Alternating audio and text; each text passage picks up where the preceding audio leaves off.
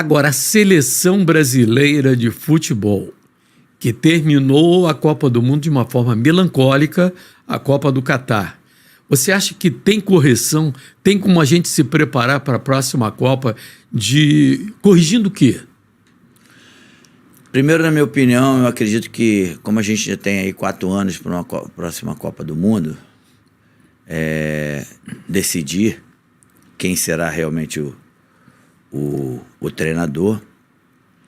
Eu já tive pensamentos distintos em relação a se um técnico estrangeiro pudesse trabalhar na seleção.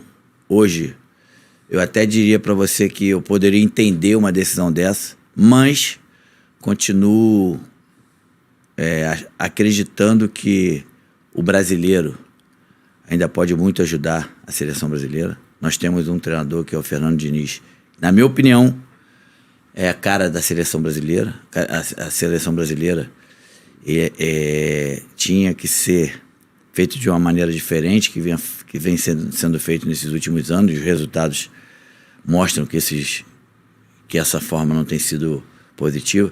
Eu acredito que o treinador tinha que convocar apenas jogadores de no máximo 25 anos, preparando para a Copa do Mundo. Preparar esses jogadores e lá próximo, 6 meses, 8 meses antes da Copa do Mundo, aqueles jogadores mais velhos, 2 ou 3, o Neymar, por exemplo, se realmente estivesse em condição, e principalmente em condição física boa para vir e ajudar o grupo, poderia ser convocado. Se não... Você acha que o Neymar é o único fora de série dos jogadores brasileiros? Com certeza.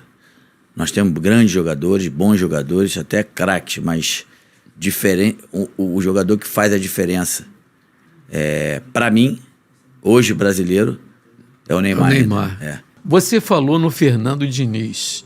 O forte do Fernando Diniz é que você vê um time, ele mexe nas peças e o esquema continua o mesmo. Joga da mesma forma. Exatamente. Agora, você não acha que a seleção brasileira, por exemplo, vai preparar para as eliminatórias?